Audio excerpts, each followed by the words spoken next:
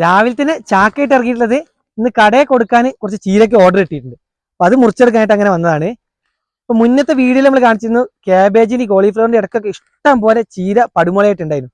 അപ്പൊ നമ്മൾ അരിക്കൊക്കെ വെക്കുന്ന സമയത്ത് ചീര മാത്രം അവിടെ നിർത്തി. അപ്പൊ ആ ചീരയൊക്കെ നല്ല രീതിയിൽ പൊന്തി വന്നിട്ട് അത്യാവശ്യം നല്ല മുറിച്ചെടുക്കാനുള്ള പാകത്തിനായിട്ടുണ്ട്.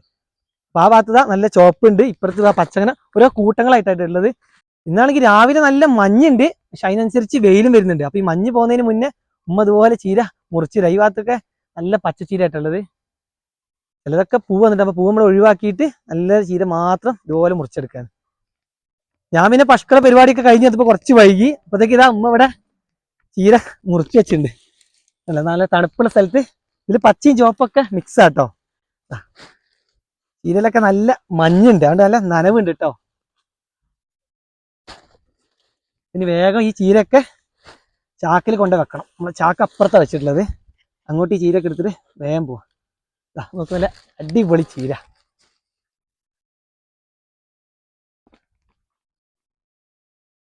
ഈ ഭാഗത്തൊക്കെ നല്ല കരുത്തുള്ള ചീര കേട്ടോ. ഇതൊക്കെ ഒന്ന് കട്ട് ചെയ്ത് കൊടുത്താൽ ഒന്നുകൂടെ നല്ല പൊട്ടി ഉണ്ടാവും. കണ്ടില്ല, നല്ല അടിപൊളി ചീരകള്. അവിടെ പച്ചയാണെങ്കിൽ ഇതാ ഇങ്ങോട്ട് നോക്ക്, ഇവിടെയൊക്കെ ചോപ്പാണ്, ഇടയ്ക്കൊക്കെ ഓരോ ചോപ്പുണ്ട്. പക്ഷെ കഴിഞ്ഞ പ്രാവശ്യത്തെ അത്ര കൂടുതലായിട്ട് ചീര ഇല്ല കേട്ടോ, വിട്ടാണ് ചീര ഉള്ളത്. ഇനി നമുക്ക് എന്താ ചെയ്യാം, ഇതിലുള്ള വിത്തുകളൊക്കെ ചീര മൂപ്പായി കഴിഞ്ഞ വിത്തുകളൊക്കെ വീണ് അടുത്ത ചീര വേമ്പേ മുളച്ചോളും. മുള്ളഞ്ചീര അതിന് കൂടുതലുണ്ടായിരുന്നു. മുള്ളഞ്ചീരൊക്കെ മൊത്തം നമ്മള് കള ചെത്തുന്നതിന്റെ കൂട്ടത്തിൽ ചെത്തി ഒഴിവാക്കി. അല്ലെങ്കിൽ ഇതാ ക്യാബേജും കോളിഫ്ലവറൊക്കെ ഇനി ഇപ്പൊ പൊന്തേണ്ട സമയമാണ്. ചോല വന്നു കഴിഞ്ഞാൽ അവിടെ നിന്നു വളർച്ചയൊക്കെ. അങ്ങോട്ട് കുറച്ച് ഇഷ്ടം പോലെ ചോപ്പുണ്ട് അല്ലേ.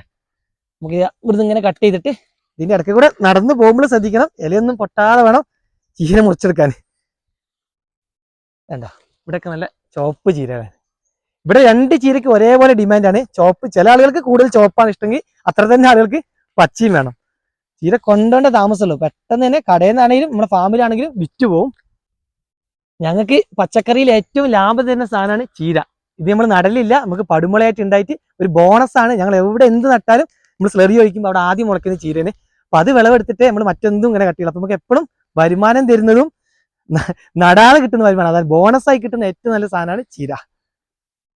ഇതുകൂടെ മുറിച്ചെടുത്തിട്ടേ നമുക്ക് നിർത്താം. ഇന്ന് കൊടുക്കാനുള്ള ചീര ആയിട്ടുണ്ട്. വെയിലും വന്നിട്ടുണ്ട്. ഇനി വേഗം നമുക്ക് എന്ത് ചെയ്യാം, ചാക്ക് വെച്ച് കൊടുത്ത് കൊണ്ടുപോയിട്ട് ഒതുക്കി വെക്കാം. നമ്മൾ ഫാമിൽ നിന്ന് കൊടുക്കുന്ന പോലെയല്ല, ഇന്ന് നമ്മൾ ഒറ്റ കെട്ടായിട്ടാണ് ചീര വെക്കുന്നത്. ചാക്കിലിങ്ങനെ വെച്ചിട്ട് ഒരു വലിയ കെട്ട്. ഇനി വേഗം എന്ത് ചെയ്യണം, കടയിൽ എത്തിക്കണം. ഇതിന്മേലുള്ള മഞ്ഞിന്റെ വെള്ളം പോകുന്നതിന് മുന്നേ നമുക്ക് പെട്ടെന്ന് കടയിൽ എത്തിക്കണം. ചീരയിട്ട് വേഗം പോട്ടെ.